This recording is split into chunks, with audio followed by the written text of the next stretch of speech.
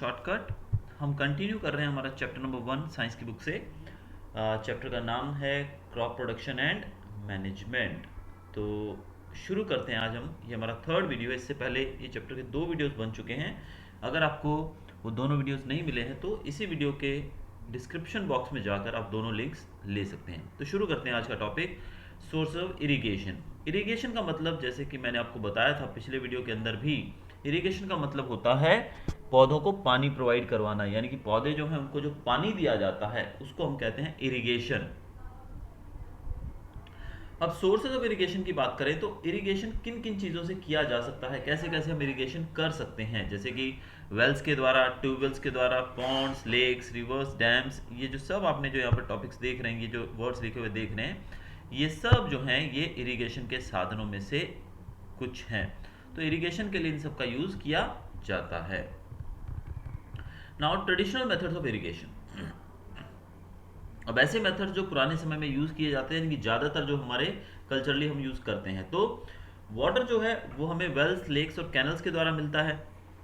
और इनको देखिए आप किस प्रकार से देख रहे हैं यहाँ पर, ये जो कुआं है, कुएं में से किस प्रकार से पानी को निकालकर खेतों में पहुंचाने की कोशिश की जा रही है। लेकिन इस मेथड से आप समझ सकते हैं कितनी दिक्कत हो सकती है, कितना समय लग सकता है। कैटल और human labour is use in these methods. इसमें कैटल का यूज़ किया जाता है। आपने देखा होगा कि जो बैल होता है, बैल को ऐसे लगाया जाता है घूमने के लिए, तो बैल कुएं के आजू बाजू घूमता रहता है और कुएं में से पानी निकलकर खेत में बहता रहता है। तो ये भी एक मेथड था, लेकिन इसमें या तो कैटल का यूज़ किया जाता है यानी कि जानवरों का, या फिर ह्यूमन का यूज़ किया जाता है, इंसान। तो आप दोनों ही समझ सकते हैं कि दोनों ही काफ़ी एफिशिएंट नहीं है। यानी कि दोनों के अंदर ही आप, मतलब देखिए, जानवर है वो भी कब तक चलेगा और इंसान है वो भी कब तक करेगा। यानी कि जितना मशीन कर सकती है उतना इंसान तो नहीं कर सकते हैं। तो देखिए यहाँ पर आगे कुछ ट्रेडिशनल मेथड्स के नाम दिए गए हैं। पहला दिया गया यहाँ पर मोट और दूसरा है चेन पंप। मोट और चेन पंप आप यहाँ पर देख सकते हैं दोनों को। ये देखिए आप, आगे तीसरा जो मेथड है इसमें ढेकली, और चौथा है राहत, जिसको हम लीवर सिस्टम भी कहते हैं। तो ये 3 मेथड्स जो हैं इसमें से यहाँ पर आपके सामने दिए गए हैं बुक के अंदर। तो हम देख सकते हैं चारों को।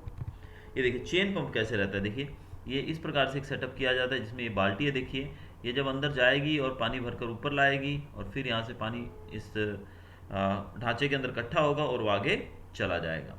ये आप जो देख रहे हैं दिस इज कॉल्ड ढेकली। ढेकली में क्या होता है, बाल्टी जो है वो किस प्रकार से पानी के ऊपर आ रही है देखिए, और उसको ये किसान जो है ये पानी को अपने हाथों से उठाकर डाल रहा है। इसको ढेकली सिस्टम कहते हैं। और जो एक और दिखाया गया यहाँ पर वो है राहत सिस्टम। राहत जो हमने चौथा ये देख रहे हैं, राहत सिस्टम ये रहता है। देखिए यहाँ पर ये जो बैल है ये घूमता रहता है इस लीवर के साथ साथ, और इसके घूमने के साथ साथ ये जो आप इधर चक्कर देख रहे हैं, ये जो व्हील है ये भी घूमता है, और इसके घूमने से जो इसके हाथ बंदी बाल्टियां हैं वो पानी से भरकर उसको बाहर उंडेल देती हैं, और इस प्रकार खेत में पानी पहुंचता है।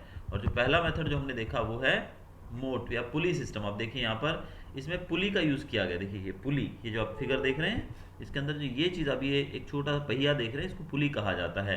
तो पुली के द्वारा पानी बाहर खींचा जाता है और इंसान उसको बाहर डाल देता है। इसको बोलते हैं मोट या फिर पुली सिस्टम। और ये दूसरा हमारा चेन सिस्टम है यहाँ पर, तीसरा ये है ढेकली, और चौथा है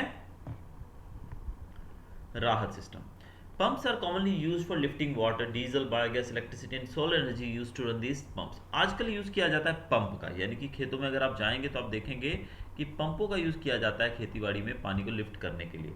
और ये जो पंप्स हैं ये किससे चलते हैं, इनको चलने के लिए बिजली चाहिए, डीजल चाहिए, पेट्रोल एक्सेट्रा चीज़ों पे ये चलते हैं।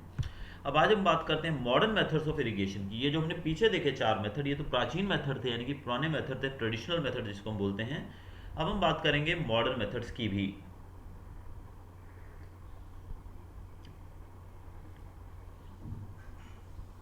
मॉडर्न मेथड में जो पहला मेथड आता है वो आता है स्प्रिंकलर सिस्टम। आपने इसके बारे में अगर सुना हो कहीं तो आप जानते होंगे। आप ये जो फिगर देख रहे हैं, ये पिक्चर जो आपके सामने है, this is called the sprinkler system. आप यहाँ देख सकते हैं ये पंप के द्वारा पूरा पानी ऊपर पहुंचाया जाता है और इन पाइप्स के द्वारा ये पानी इस तरफ पहुंचाया जाता है। ये आप जो देख रहे हैं यहाँ पर ये स्प्रिंकलर्स हैं। स्प्रिंकलर मतलब होता है फवारा, हिंदी में इसको फवारा भी कहते हैं। ये हम उस फवारे की बात नहीं कर रहे हैं जो आपके बाथरूम में लगा होता है जिससे आप नहाते हैं, शावर बोलते हैं जिसको हम, ये उस शावर की, वो भी फवारा उसको हिंदी में कहा जाता है, लेकिन ये वो फवारा नहीं है। ये फवारे क्या करते हैं, ये जो स्प्रिंकलर हैं आप ये देख रहे हैं जो सॉरी, ये जो ऊपर का पार्ट जो देख रहे हैं, ये पार्ट घूमता रहता है धीरे धीरे और उसमें से पानी चारों तरफ गिरता रहता है। इस सिस्टम को कहा जाता है स्प्रिंकलर सिस्टम। ये सिस्टम बहुत यूजफुल है अनइवन लैंड के ऊपर, यानी कि जहाँ पर एकदम समान लैंड नहीं है, कि ऊंचा नीचा लेवल है। अब आप जानते हैं हाइट अगर ऊंची नीची होगी तो पानी नीची जगह से ऊपर की जगह पर नहीं जा सकता है, तो ऐसे में दिक्कत हो सकती है। इसलिए स्प्रिंकलर सिस्टम जो है वो अनइवन लैंड के ऊपर काफ़ी कारगर है। अनइवन लैंड मतलब ऊबड़ खाबड़ जगह, ऊंची नीची जगह। इसमें आप देख सकते हैं एक नोजल्स होती हैं इसके ऊपर। नोजल मतलब एक जहाँ से पानी निकलता है, यहाँ पर ये नोजल होती है, नोजल में से पानी निकलता है और ये पूरे आजू बाजू के एरिया में फैल जाता है काफ़ी प्रेशर से। नोजल काफ़ी छोटी होती है जिससे पानी जो है प्रेशर से निकलता है वहाँ पर। और जैसे कि आप जानते हैं ना, कार वॉशिंग के लिए जो पंप यूज़ किया जाता है, गाड़ी धोते हुए आपने लोगों को देखा होगा, तो उसका प्रेशर बहुत ज़्यादा होता है। उसका प्रेशर ज़्यादा होने का रीज़न क्या होता है कि उसके आगे से जो नोज़ल होती है बहुत छोटी कर दी जाती है और ये रोटेट करती रहती है नोज़ल। ये भी आपको याद रखना है कि जो नोज़ल है ये क्या करती रहती है, रोटेट करती रहती है, कि 180 डिग्री पे, 360 डिग्री पे घूमती रहती है। इसी कारण ये पूरे एरिया को गोलाई में कवर कर लेती है। तो it gets sprinkled on the crop as if it is raining. तो जैसे बारिश हो रही होती है उसी प्रकार ये फसलों के ऊपर पानी इसमें गिरता है। देखिए यहाँ पर प्रॉपर्ली दिखाया नहीं गया, ये पिक्चर क्लियर नहीं है कि स्प्रिंकलर किस तरह से काम करता है, लेकिन आप जो देख रहे हैं ये ऐसा ही होता है। ये देखिए पूरा ढांचा, एक पाइप खड़ी रहती है, उसके ऊपर का जो ये पार्ट आप जो देख रहे हैं, यहाँ पर एक नोजल लगी होती है और वो ऐसे घूमती है। देखिए 360 डिग्री घूमती रहती है और घूमने के साथ साथ ये सब जगहों पे पानी गिराती है, जैसे कि बारिश में पानी गिरता है उसी प्रकार से। Now our next topic is drip system. पहला हमने देखा स्प्रिंकलर सिस्टम, स्प्रिंकलर मतलब फवारे। दूसरा है drip system. In this system, the water falls drop by drop directly near the roots, so it is called drip system. It is the best technique for watering fruit plants, gardens and trees. अब इसमें क्या होता है, आप देखिए drip system का मतलब होता है, देखिए जैसे कि हमने स्प्रिंकलर सिस्टम में सेटअप किया था वैसा ही यहाँ रहता है। देखिए ये मोटर है, ये पंप जो है पानी को कुएं में से खींचेगी और इस पाइप के द्वारा इसको यहाँ पहुँचाएगी।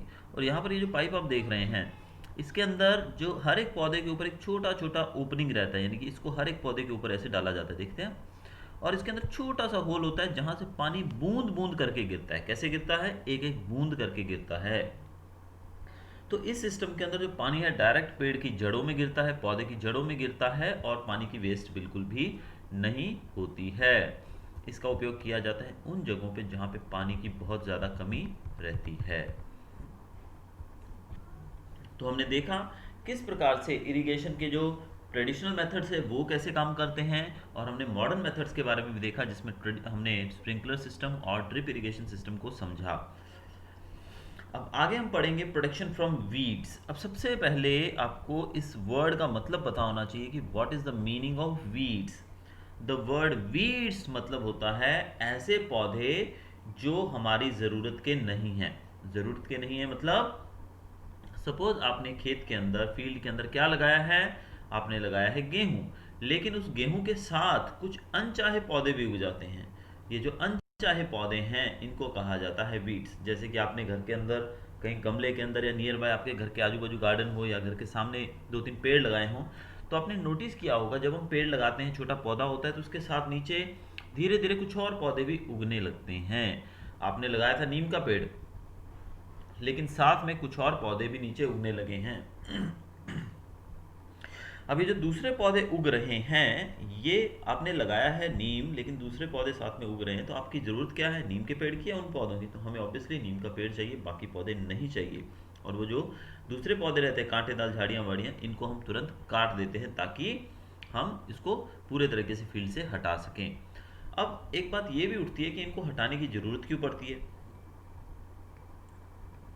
इसका रीज़न ये है कि आप देखिए, आपने जो नीम का पेड़ लगाया है या आपने इस खेत के अंदर गेहूं लगाया है, तो गेहूं को आप पानी डाल रहे हैं, गेहूं को आप खाद डाल रहे हैं, उस गेहूं को आप बहुत कुछ दे रहे हैं, यानी कि उसका ध्यान रख रहे हैं। लेकिन उस बीच ये जो पौधे उगते हैं, दूसरे अनचाहे पौधे जो हैं, इनके उगने से क्या होता है, ये गेहूं को मिलने वाला, वीट को मिलने वाला जो न्यूट्रिएंट्स हैं, जो वाटर है, जो भी उसको हम दे रहे हैं, उसको आधा ये ले लेते हैं। इनको उगने के लिए भी तो खाना चाहिए, न्यूट्रिएंट्स चाहिए। तो जब ये भी साथ में उगेंगे तो आधा जो है ये उसमें से ले लेंगे, यानी कि जो वीट को आपने प्रोवाइड करवाया खाना, इसका मतलब सीधा सीधा ये हो गया कि जैसे कि आपके घर में एक और व्यक्ति आ गया है आपकी जगह पर साथ में, तो जितना खाना आपको मिल रहा है उसमें से आधा वो खा जा रहा है। जो भी चीज़ आपको मिल रही है उसमें से आधी वो ले जा रहा है, जो भी आपको दिया जा रहा है उसमें से आधा वो ले लेता है। तो इससे क्या होगा, ऑल्दो आपको तो नुकसान होने ही वाला ना, क्योंकि पहले जो पूरा चीज़ आप खाते थे, आपके पास थी, वो सारी चीज़ अब आधी उधर जा रही है दूसरे बंदे के पास। तो उसी तरीके से ये जो गेहूं है, गेहूं को जो चीज़ें प्रोवाइड करवाई जा रही है, जो उसको दिया जा रहा है न्यूट्रिएंट्स और वाटर, वो सब न्यूट्रिएंट्स और वाटर जो है वो आधा जो है ये वीड्स ले लेंगी, अनचाहे पौधे ले लेंगे। इससे गेहूं के उगने के ऊपर काफ़ी नुकसान होगा, इससे गेहूं की फसल को काफ़ी प्रभाव पड़ेगा। तो इस कारण से इन वीड्स को, इन अनचाहे पौधों को खेतों से निकालना बहुत ज़रूरी होता है। तो अब आगे देखते हैं हम इनके बारे में। In a field many other undesirable plants may grow naturally along with the crops, these undesirable plants are called weeds. अब अनचाहे पौधे जो हैं खेतों के अंदर, आप खेत में जाओगे, अब जैसे आप जाते हैं किसी भी ओपन फील्ड के अंदर, वहाँ पर छोटे बड़े बहुत सारे पौधे आपको उगे हुए मिल जाते हैं। तो ये जो अनडिजायरेबल इसको इसलिए कहा गया है क्योंकि ये हमारी मर्जी से नहीं उगते हैं, ये हमको नहीं चाहिए, अपने आप उग जाते हैं, इसीलिए इनको अनडिजायरेबल कहा गया है। इसी को हम कहते हैं वीड्स। क्या कहा जाता है इनको? Weeds, we call it weeds, right.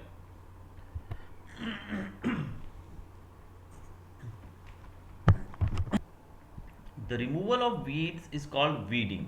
अब इन वीड्स को, यानी कि अनचाहे पौधे जो है, इनको हटाना पड़ता है, यानी कि इनको खेत में से जब हटाया जाता है, इस प्रोसेस को कहा जाता है वीडिंग। क्या कहा जाता है? वीडिंग। ये चीज़ आपको याद रखनी है कि अनचाहे पौधों को हटाने का जो प्रोसेस रहता है, इसको कहा जाता है weeding. Weeding is necessary since weeds compete with the crop plants for water, nutrient, space and light. ये जैसे कि मैंने आपको समझाया कि वीड्स को निकालने की जरूरत क्यों पड़ती है, क्योंकि जो भी पानी दिया गया है फसल को, यानी गेहूं को, जो भी न्यूट्रिएंट्स दिए गए हैं, इवन स्पेस की बात की जाए या सनलाइट की बात की जाए, तो जो वीड्स हैं वो इन सब चीज़ों को पौधों से लेने की कोशिश करते हैं। तो यानी कंपटीशन शुरू हो जाता है इनके बीच में, कौन ज़्यादा लेगा। तो ऐसे में हमें गेहूं की ज़रूरत है, इन वीड्स की ज़रूरत नहीं है, इसलिए हमें इनको निकालना बहुत ही ज़रूरी होता है।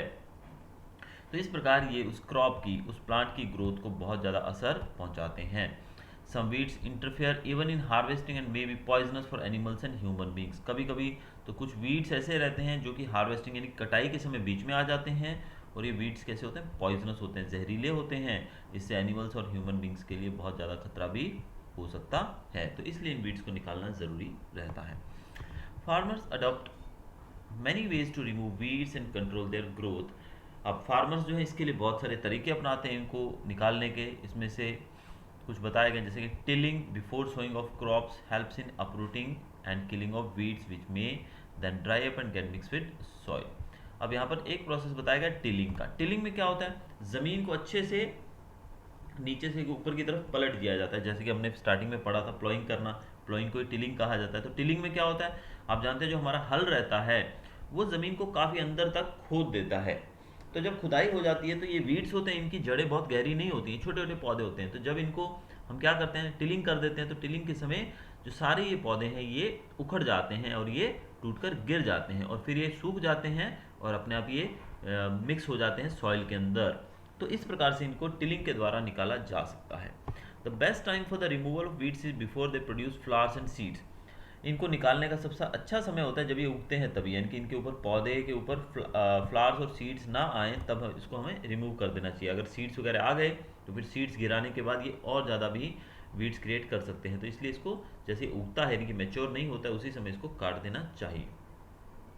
The manual removal includes physical removal of weeds by uprooting or cutting them close to the ground from time to time. इसके अलावा इसके लिए एक और मेथड, ये तो हमने देखा टिलिंग, टिलिंग के द्वारा इसको हटाया जा सकता है। यानी कि यहाँ पर आप नोटिस कर सकते हैं कि इंपॉर्टेंट टॉपिक जो है उसको मैं यहाँ पर एरो बना के आपको शो कर देता हूँ। देखिए, तो यहाँ पर आपको एक चीज़ ध्यान रखनी है कि ये जो पहला इसमें बताया हमने टिलिंग के बारे में, तो टिलिंग होना चाहिए। और दूसरा इसमें बताया गया है टॉपिक कि कैसे आप इसको हटा सकते हैं। तो दूसरा इसमें बताया गया है अपरूटिंग मैनुअली। मैनुअली मतलब कि आप अपने आप उसको हटाओ, यानी कि वो टिलिंग तो यानी कि ट्रैक्टर के द्वारा किया जाता है, यानी कि हल वगैरह प्लॉइंग का काम जो ट्रैक्टर करता है, लेकिन टिलिंग का काम जो है वो ट्रैक्टर के साथ होता है। और जो फिजिकल रिमूविंग की बात करें, यानी कि हम अपने हाथ से मतलब जो फावड़ा आता है, उस फावड़े से आप वीड्स को उनकी जड़ों से अपरूट कर सकते हो, यानी कि उनको काट सकते हो ग्राउंड के नज़दीक से समय समय पर। यानी कि एक व्यक्ति, आप सोचो बड़े खेत के अंदर कुछ व्यक्तियों को काम दिया जाए कि तुम्हें वीड्स को हटाना है, इस तरीके का ये काम है, तो इसमें बहुत समय लग सकता है। ये फावड़े की मदद से भी हो सकता है और छोटी खुरपी की मदद। अब जो बड़े पौधे हैं जहाँ पर गैप ज़्यादा है फसल के बीच में, उन गैप्स को निकालना तो काफ़ी आसान है। अगर गैप है तो फावड़े की मदद से भी आप निकाल सकते हैं, लेकिन अगर गैप ज़्यादा नहीं है तो आपको ध्यान रखना पड़ेगा कि आप अपनी फसल को ना काट दो, इसके लिए आपको खुरपी का उपयोग करना पड़ेगा वहाँ पर। Seed drill is also use to uproot weeds. इसके अलावा जो सीड ड्रिल रहती है उससे भी आप इसको निकाल सकते हो। Weeds are also controlled by using certain chemical. अब ये तो मेथड्स थे मैनुअली, यानी कि हम लोग कैसे उसको निकाल सकते हैं। अब केमिकल्स का भी यूज़ होता है इनको निकालने के लिए। अब जिन केमिकल्स का यूज़ होता है इनको मारने के लिए, उसको हम बोलते हैं वीडीसाइड। आपने वर्ड सुना होगा, इंसेक्टिसाइड, पेस्टिसाइड, वीडीसाइड। इंसेक्टिसाइड होता है जो इंसेक्ट्स को मारता है, पेस्टिसाइड होता है जो पेस्ट को मारता है, और वीडीसाइड होता है जो वीड्स को मारता है। अब क्या किया जाता है, इसको स्प्रे कर दिया जाता है। वीडीसाइड जो होता है एक दवाई होती है जिसको पानी में मिक्स करके खेत के अंदर छिड़क दिया जाता है, और वो जब इन पौधों के ऊपर गिरता है तो पौधे अपने आप मर जाते हैं। लेकिन इससे थोड़ा नुकसान भी होता है कि जैसे कि ये जहर होता है, और जब इसको छिड़का जाता है तो इससे थोड़ा बहुत प्रभाव तो हमारी फसल के ऊपर भी पड़ता है।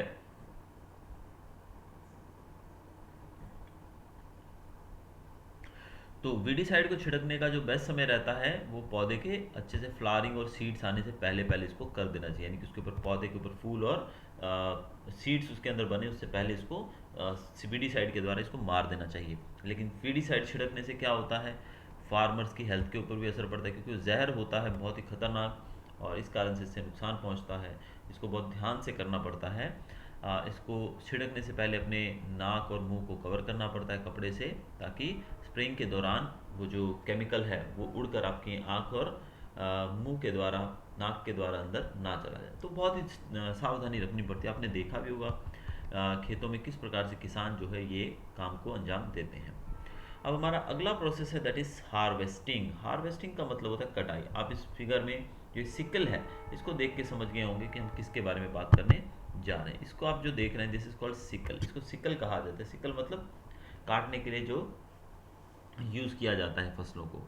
अब harvesting of crop is an important task. The cutting of crop after it is mature is called harvesting. जब फसल पक जाती है, मेच्योर हो जाती है, उसके बाद इसको जो काटा जाता है इसी को कहा जाता है harvesting. In harvesting crops are pulled out और cut down close to the ground. अब हार्वेस्टिंग में या तो क्रॉप्स को पुल किया जाता है, खींचा जाता है बाहर, या फिर उसको काट दिया जाता है ग्राउंड से ही, यानी कि कटाई भी हो सकती है या फिर पुल किया जाए, यानी कि जड़ से भी खींचा जा सकता है। Usually take 3 to 4 months for a cereal crop to mature, यानी कि क्रॉप्स को मेच्योर होने में लगभग 3 से 4 महीने लगते हैं। Harvesting in a countries either done manually by sickle और बाय मशीन कॉल्ड हार्वेस्टर। अब भारत जो है यहाँ पर पहले तो ज़्यादातर जो हार्वेस्टिंग का काम था वो मैनुअली किया जाता था, यानी कि लोग हाथों से करते थे सिकल की मदद से। आपने देखा होगा ना गेहूँ काटते हुए, बहुत सारी मूवीज़ के अंदर भी दिखाया जाता है कि किस प्रकार से किसान जो है वो इसकी मदद से, ये काटने वाली जो दांती है इसकी मदद से वो काटने की प्रक्रिया शुरू करता है खेतों में से गेहूं वगैरह। और आजकल इसका यूज़ हार्वेस्टर के द्वारा किया जाता है, यानी कि हार्वेस्टर जो है एक मशीन है जिसको हार्वेस्टर कहा जाता है, जो कि पूरी फसल को बहुत ही जल्दी काट के हमारे पास दे देता है।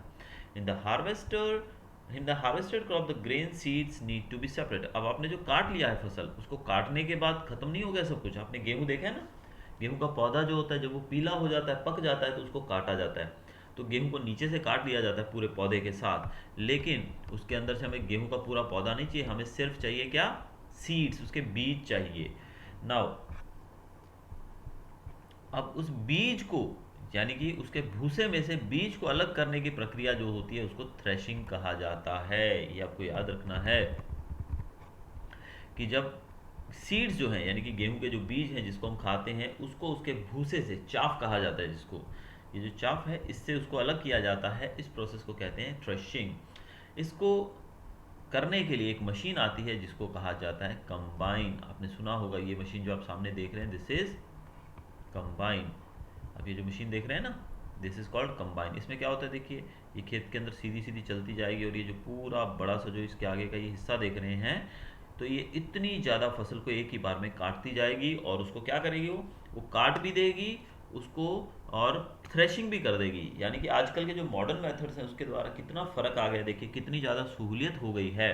अब पहले क्या होता था, किसान उसको मैनुअली पहले तो गेहूं को काटेंगे, तो बड़ी सपोज 10 एकड़ की जगह है तो उसको काटने में कम से कम 10-15 दिन लग जाएंगे। फिर उसको थ्रेशिंग के द्वारा उसको अलग किया जाएगा भूसे से, बीज को यानी कि गेहूं अलग किया जाएगा। फिर उस गेहूं को ट्रैक्टरों में भर के कहाँ पहुंचाया जाएगा, मंडी में पहुंचाया जाएगा। अब कभी कभी ऐसा होता है कि इस दौरान बारिश वारिश आ जाए तो किसानों की फसलें खराब हो जाती थी, लेकिन आज ये सब काम काफ़ी आसान हो गए हैं। ये जो मशीन आप अपने स्क्रीन पे देख रहे हैं इसको कंबाइन कहा जाता है। और कंबाइन क्या करती है, कंबाइन एक ही समय में बहुत लंबे एरिया को ख़त्म कर सकती है काट कर, यानी कि बहुत आसानी से, बहुत ही क्विकली। देखिए मशीन चलती जाएगी और इसके आगे का जो ये पोर्शन आप देख रहे हैं ये घूमता रहता है, घूमता रहता है, और ये जो गेहूं की फसल है ये इसके अंदर आती जाएगी, अपने आप कटती भी जाएगी, और इसमें से पीछे भूसा भी निकलता जाएगा, और इसी में से आपको गेहूं भी अलग मिल जाएगा। तो यानी कि वेरी शॉर्ट टाइम में आपको सब कुछ मिल सकता है। और कभी कभी क्या होता है, हार्वेस्टिंग के बाद जो नीचे ज़मीन के अंदर जो गड़े हुए पौधे होते हैं उनको जला दिया जाता है। अब उसको जलाने से एक समस्या बहुत बड़ी होती है जिसको हम बोलते हैं पॉल्यूशन। अगर आप कभी जैसे कि दिवाली के समय पे यानी कि अक्टूबर नवंबर में अगर कभी आप पंजाब की तरफ, हरियाणा की तरफ नॉर्थ में जाएंगे तो आप देखेंगे कि वहाँ पर पॉल्यूशन जो है उसका लेवल काफ़ी बढ़ जाता है। अब उसका कारण जो है, वो सबसे बड़ा कारण उसका है यही चीज़ को जलाना। यानी कि जो फार्मर्स हैं, किसान जो हैं, वो जो भूसा रहता है, जो आप जानते हैं कि जो गेहूं को काटा जाता है तो बिल्कुल जड़ों से नहीं काटा जाता है, थोड़ा ऊपर से उसको काटा जाता है, तो जितना हिस्सा ज़मीन में रह जाता है वो बहुत ही सख्त होता है कांटे की तरह। तो अगर उसके ऊपर ट्रैक्टर चलाया जाए तो वो अच्छे से मिक्सअप नहीं हो पाता है जल्दी। इस कारण से किसान क्या करते हैं, उसको जला देते हैं। अब सैकड़ों हज़ारों एकड़ में जो ये फसल रहती है, ये जब जला दी जाती है तो बहुत ज़्यादा पोल्यूशन फैलता है। और एक तो अक्टूबर नवंबर के समय पे पंजाब में वैसे ही ठंडी का सीज़न होता है, हरियाणा में, और वो ठंड की वजह से जो वातावरण है उसमें जब ये धुआं मिक्सअप होता है तो आप मानिएगा सांस लेना दूभर हो जाता है। बहुत ही ज़्यादा नुकसानदायक है ये चीज़।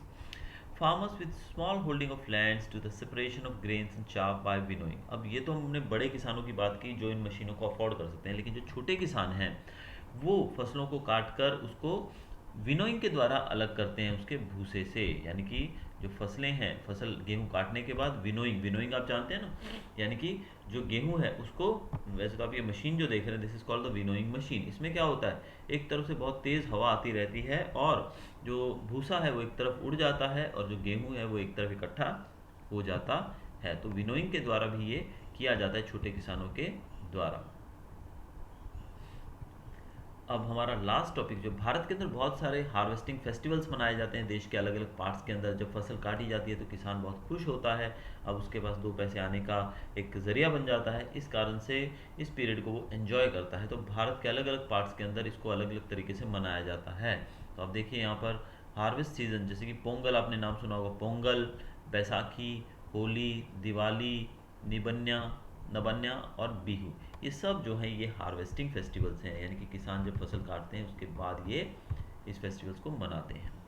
अब हमने फसल पहले शुरू से उगाई थी, फिर उसकी देखभाल की, उसको पानी दिया, उसको सब कुछ दिया, और अब हमने उसको काट भी लिया है। अब काटने के बाद हमने उसमें से गेहूँ अलग कर लिया है, लेकिन अब गेहूँ को स्टोरेज कौन करेगा भाई? काटने के बाद हमारी ड्यूटी खत्म हो गई? नहीं, उसको स्टोर भी तो करना पड़ेगा।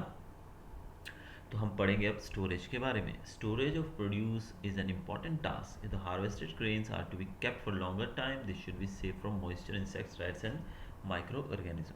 तो अगर हमें फसल को लंबे समय तक बचाना है तो इसको हमें इन चीज़ों से बचाना होगा। मॉइस्चर से, मॉइस्चर मतलब नमी, पानी लग जाएगा तो खराब हो जाएगा। इंसेक्ट से, रैट्स और माइक्रो ऑर्गेनिज्म से। Harvested grains have more moisture. If freshly harvested grains are stored without drying, they may get spoiled or attacked by organisms, making them unfit for use for the germination.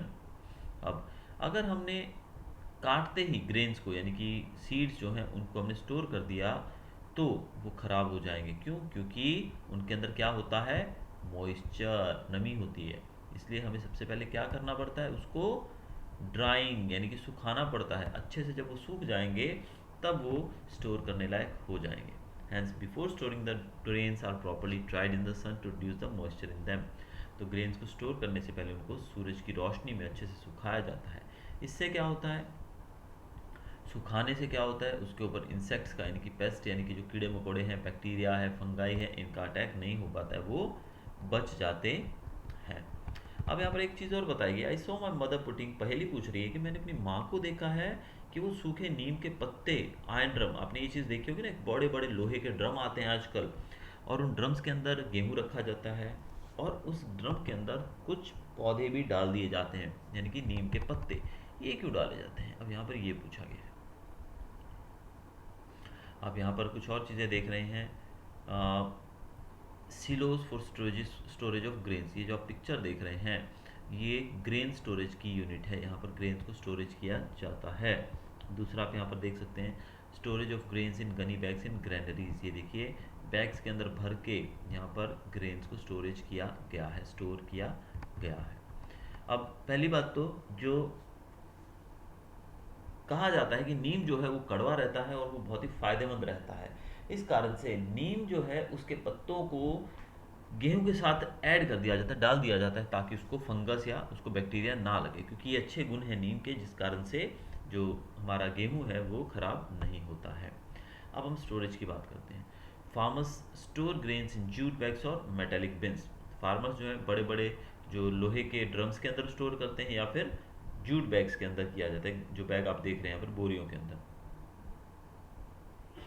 However, large scale storage of grains is done in silos and granaries to protect them from pests like rats and insects. अब ज़्यादा अगर grains को store करना है तो उसको store करने के लिए कहाँ किया जाता है, सिलोज के अंदर या फिर ग्रैंडरीज के अंदर, ताकि उनको अलग अलग इन जानवरों से बचाया जा सके। अब यहाँ पर वर्ड यूज किया गया सिलोज एंड ग्रैनरीज। सिलोज का मतलब होता है बड़े बड़े टावर्स या फिर गड्ढे बोल सकते हैं बड़े बड़े, जिसके अंदर फार्म्स जो स्टोरेज किया जाता है, यानी कि जो फार्म प्रोडक्ट्स है उनको स्टोर किया जा सकता है। जैसे कि आप यहाँ पर देख सकते हैं बड़े बड़े टावर्स ही है ना, यहाँ पर आप देखिए लिखा हुआ पा सकते हैं FCI, food corporation of India, भारतीय खाद्य निगम। ये बड़े बड़े टावर्स आप देख रहे हैं, तो इनके अंदर गेहूं को स्टोर किया जाता है ताकि इनको बचाया जा सके इंसेक्ट से और चूहों से। Dried neem leaves are used for storing food grains at home. For storing large quantities of grains in big godowns, specific chemical treatments are required to protect them from pests and microorganisms. अब घरों में जब हम इनको store करते हैं food grains को, गेहूं को, तो हम उसके अंदर नीम के पत्ते डालते हैं, लेकिन जब हम इनको स्टोर करते हैं कहाँ पर, एक लार्ज स्केल पे यानी कि ज़्यादा मात्रा में इसको स्टोर किया जाता है बड़े बड़े गोडाउंस के अंदर, तब हम इसको क्या देते हैं, केमिकल ट्रीटमेंट, यानी कि स्पेशल केमिकल ट्रीटमेंट देना पड़ता है ताकि इनको बचाया जा सके बाकी माइक्रो ऑर्गेनिज्म से। After completing this table, you must have seen that like plants, animals also provide us with different kinds of food. Many people living in the coastal areas consume fish as a major part of their diet. In the previous classes, you have learnt about the food that we obtain from plants. We have just seen that the process of crop production involves a number of steps like selection of seeds, sowing, etc. Similarly, animals reared at home or in farms have to be provided with proper food, shelter and care. When this is done on a large scale, it is called animal husbandry. तो अभी जो हमने पढ़ा ये सब क्या है, ये फूड प्रोडक्शन है कि किस प्रकार से फूड प्रोड्यूस किया जाता है। लेकिन आप जानते हैं कि हम सिर्फ यही खाना नहीं खाते, बहुत सारे लोग हैं वो नॉन वेजिटेरियन भी होते हैं जो कि नॉन वेज भी खाते हैं। तो ज़्यादातर जो कोस्टल एरियाज में रहने वाले लोग हैं, जो समुद्री किनारों पे रहते हैं, वो क्या करते हैं, वो फिश खाते हैं। क्या खाते हैं वो लोग, फिश। और फिश खाते हैं तो इसके अलावा मुर्गियों को खाया जाता है, बकरियां खाई जाती हैं, इवन बहुत सारे अलग अलग जानवरों को खाया जाता है। तो यानी कि इनको पाला जाता है। क्या किया जाता है, इनको पाला जाता है। जब इनको लार्ज स्केल पे पाला जाता है तो कहा जाता है उसे एनिमल हस्बेंड्री। क्या कहते हैं इसको, एनिमल हस्बेंड्री। हम बात कर रहे हैं पशुपालन की। एनिमल हस्बेंड्री मतलब पशुपालन। पशुपालन जहाँ पर पशुओं को एक लार्ज स्केल पे पाला जाता है ताकि इनको बाद में खाया जा सके। तो ये था हमारा चैप्टर। इसमें कुछ टर्म्स वगैरह यहाँ पर दी गई हैं आपके सामने, कीवर्ड्स हैं बहुत सारे, और व्हाट यू हैव लर्नड जो दिया गया है इसके अंदर आपको ये चैप्टर जो है पूरा एक शॉर्ट वे में यहाँ पर देखने को मिल जाएगा कि आपने इस चैप्टर में क्या क्या सीखा है। तो ये था हमारा chapter crop production and management, कि हमें कैसे क्रॉप को प्रोड्यूस करना है, कैसे इसको मैनेज करना है।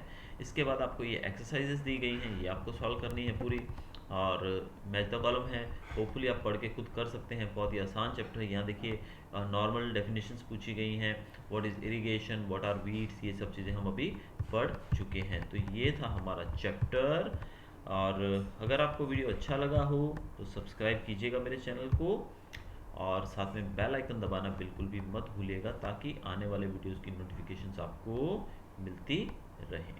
तो चलिए मिलते हैं जल्दी अपने नए वीडियो के साथ कल। तब तक good bye. Thanks for watching.